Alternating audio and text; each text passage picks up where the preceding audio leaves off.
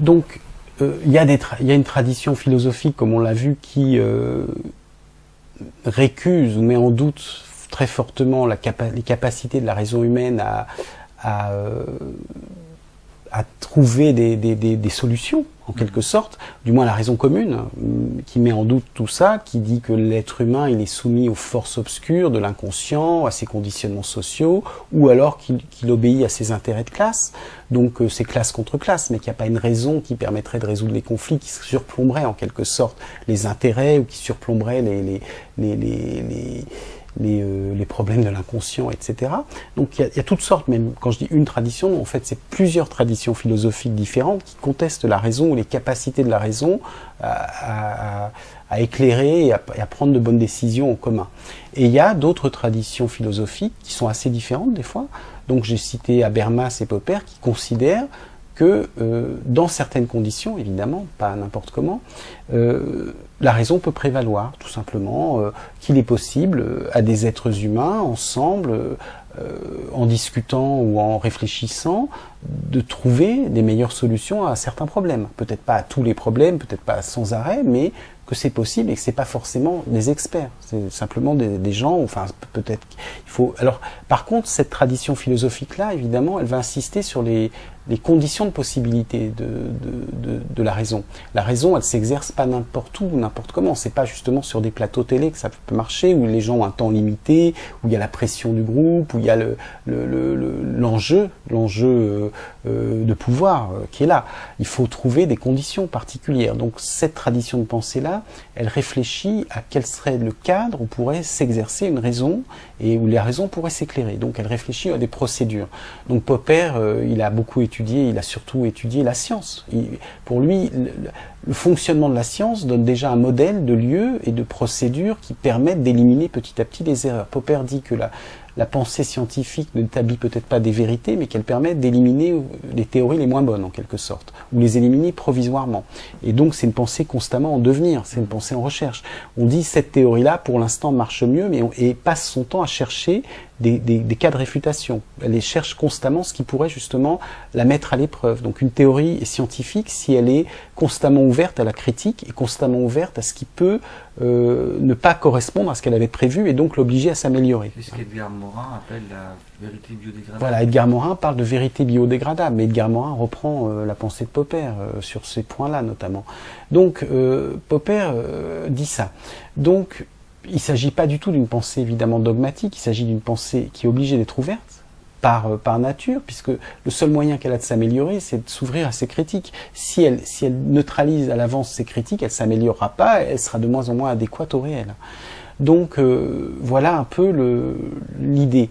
Donc l'idée, c'est de trouver un cadre où puisse réellement s'exercer la raison et s'éclairer la raison, et que ce ne soit pas un cadre qui soit que ouvert à des experts. Voilà. Et donc qui permettent à ce moment-là éventuellement de faire des référendums, mais avec cet outil. On ne va pas faire des référendums simplement avec des débats entre Mélenchon, Marine Le Pen et Sarkozy. Je veux dire, c'est pas parce qu'on voit même 5 débats ou 10 débats avec Sarkozy, etc. C'est pas parce qu'on fera ça qu'on sera forcément éclairé sur les questions qui seraient débattues dans un référendum. Donc comment on va s'éclairer avant de faire un référendum? On va s'éclairer, à mon avis, avec une démarche finalement assez de bon sens, qui consisterait à poser le plus à froid possible les réponses possibles à la question et les arguments en faveur de chaque réponse. C'est simplement une architecture de bon sens, basique, qui est de dire, voilà, il y a telle question, il y a tel problème, qui peut être politique, mais ça pourrait aussi s'appliquer sur des problèmes, on a parlé des religions tout à l'heure, sur les religions, sur la question de la transcendance, il y a telle question. Bon, d'abord, évidemment, le premier problème préalable, c'est est-ce que de telles questions sont traitables par la raison? Ça, c'est la première objection que me feront les philosophes. C'est-à-dire, les philosophes vont me dire, oui, mais attention, un problème de physique nucléaire, c'est traitable par la raison, puisque l'objet de l'atome, c'est un objet que la raison peut appréhender, mais un problème d'éthique. L'objet n'est pas le même du tout. Un problème de savoir s'il faut faire de l'euthanasie ou pas, quel est l'objet? C'est un problème éthique. L'objet, c'est la vie humaine, c'est le sens de la vie, c'est est-ce qu'on peut disposer ou pas de la vie humaine, qu'est-ce que le rapport à la souffrance, jusqu'à quel point la vie mérite-t-elle d'être soutenue même si elle est souffrance, etc., etc. Donc là, il n'y a plus du tout un objet aussi clair. Donc, ce que vous pourrez me dire beaucoup de philosophes, c'est oui, mais les sujets que vous voulez traiter par la raison, en fait, ne se traitent pas par la raison, ne sont pas adéquats à ça, et c'est des choix de valeur. C'est une pensée qui remonte entre autres à Max Weber, qui dit quand on est confronté à certains problèmes, on est confronté à des choix de valeur, des choix quasiment arbitraires. On choisit une valeur plutôt qu'une autre. Donc, il y a beaucoup d'objections préalables à l'idée de faire des débats, ce que j'ai appelé des débats méthodiques, sur des questions politiques, philosophiques, voire religieuses. L'objection qui va être faite par beaucoup de philosophes, beaucoup de personnes dans les sciences humaines, c'est de dire que de toute façon, des choix qui portent sur des fins et des finalités renvoient à la fin à des choix de valeur, et que les choix de valeur sont par nature des choix qui peuvent pas être tranchés par la raison, tout simplement parce que la raison c'est un certain outil qui s'applique à certains domaines et pas à d'autres, en gros. Alors donc, voilà, ça c'est une position forte aujourd'hui, qui est très partagée aujourd'hui dans les milieux intellectuels ou pensants, qui est partagée parce qu'elle s'alimente de plein de traditions philosophiques. Moi, je ne me cacherai pas que je m'appuie sur d'autres traditions, sur d'autres travaux, par exemple sur les travaux de Raymond Boudon, qui sembleraient montrer, avec beaucoup d'arguments, par exemple un livre qui s'appelle Le Juste et le Vrai, que des choix fondamentaux, par exemple des choix politiques, peuvent être montrés meilleurs que d'autres, à l'aide d'arguments, et qu'il n'y a pas une sorte d'indécidabilité. Parce que si on arrive à l'idée que les choix de valeur sont indécidables, on arrive à des choses un peu absurdes aussi. Enfin, ça, c'est pas ce que dit Raymond Boudon, mais c'est ce que dit Horkheimer aussi, par exemple. On a, par exemple, le choix entre démocratie et dictature. Est-ce qu'on peut montrer ou pas que la démocratie est meilleure que la dictature? Si les choix de valeur, les choix de fin et les choix fondamentaux, par exemple politiques, ne sont pas démontrables, ça voudrait dire qu'on ne peut pas montrer, ou même démontrer un terme trop fort, mais disons montrer que la démocratie vaut mieux que la dictature. Raymond Boudon dit et montre avec des bons arguments qu'on peut montrer que la démocratie c'est mieux que la dictature. Donc c'est pas un choix de valeur complètement comme ça, tiens je préfère la démocratie et tiens je préfère la dictature. Non, il y a des raisonnements possibles pour trancher sur cette question-là par exemple. Et Raymond Boudon dit, comme à mon avis je pense Karl Popper, que pour des choix politiques fondamentaux, entre régimes politiques, entre visions du monde politique, on peut montrer à l'aide d'arguments raisonnables, il ne dit pas que c'est des arguments scientifiques ou des arguments absolus, mais des arguments, disons, bien raisonnables, que tel choix est meilleur que tel autre. Donc, le fait de dire que les choix importants de finalité, de vision du monde, ne relèvent pas d'une discussion rationnelle, cette position-là, c'est une position qui est enfermée dans une certaine tradition philosophique. Et on peut lui opposer une autre tradition philosophique. On peut lui opposer une autre vision des choses, qui a des bons arguments, et on n'est pas obligé d'être comme ça, de dire on peut pas trancher, d'accepter cette raison très mutilée et très limitée.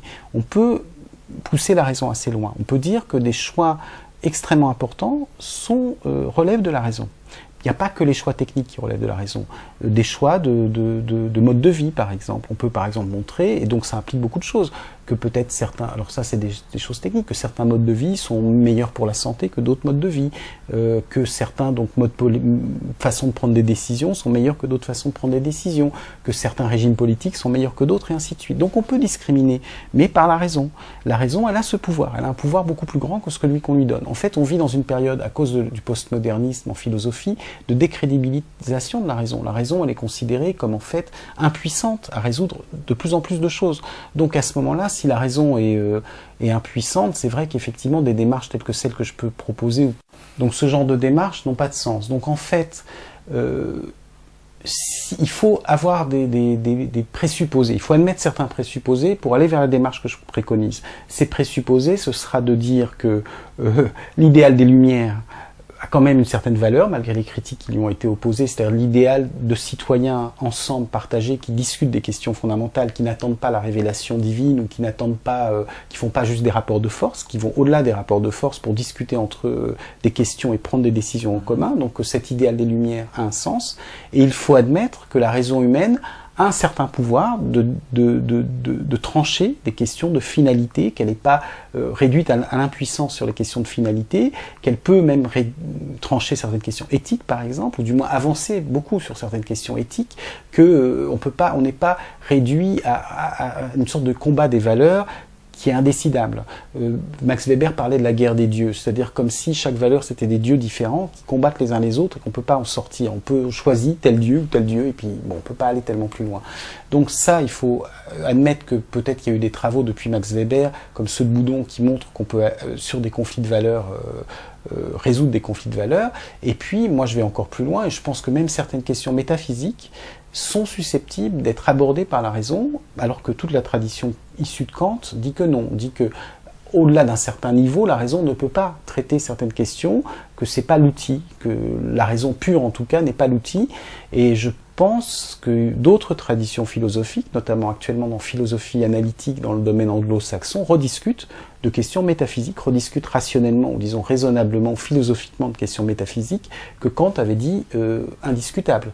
Des questions d'existence de Dieu, même voire de l'âme, entre guillemets, ou l'immortalité, etc., rediscutent de ces sujets-là, et que donc, il faut admettre ou reconnaître que ces présupposés peuvent être valables pour aller vers la démarche que je préconise. Donc ça demande c'est pas si simple que ça d'admettre l'idée du débat, que de l'intérêt du débat entre des gens, du débat raisonnable entre les gens. C'est pas si simple aujourd'hui. Ça demande d'aborder beaucoup d'objections. Et c'est ce que j'ai essayé de faire dans mon dernier ouvrage. C'est pour ça que mon dernier ouvrage est plus philosophique que les autres.